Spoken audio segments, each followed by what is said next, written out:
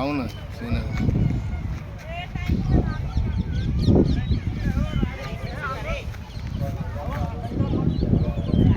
June 21 ప్రపంచ యోగా దినోత్సవం సందర్భంగా నేను రెండో వీడియో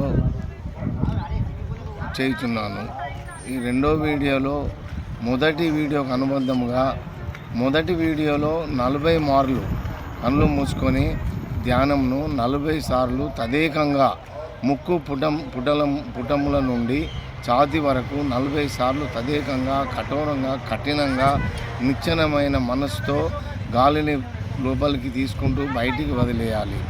ఈ విధంగా చేసిన తదుపరి రెండో వీడియోలో ముక్కు పుటముల నుండి బొడ్డు వరకు కఠినంగా కష్టతరమైనను కూడా గాలిని పీల్చుతూ వదిలినట్లయితే చాలా మార్పులు శరీరంలో స్వర్గంలో ఉన్నట్టుగా తేలినట్టుగా మరియు హిమాలయములలో నడయాడినట్టుగా మన మనస్సు ఆ విధంగా ఆహ్లాదాన్ని ఆనందాన్ని పొందుతుంది.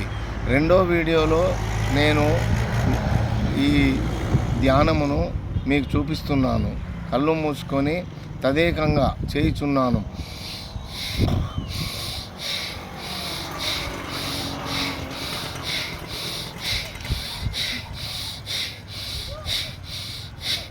ఈ విధంగా 40 మార్లు ముక్కు పుటముల నుండి బొడ్డు వరకు కనుక చేసినట్లయితే ఎంతో ఉత్సాహంగా మనస్సు చాలా సంతోషాన్ని పొందుతుంది. అదే విధముగా మీరు కనుక కఠినంగా చేసినట్లయితే వైబ్రేషన్స్ కూడా శరీరంలో వచ్చును, ఎంతో ఆనందాన్ని పొందవచ్చును.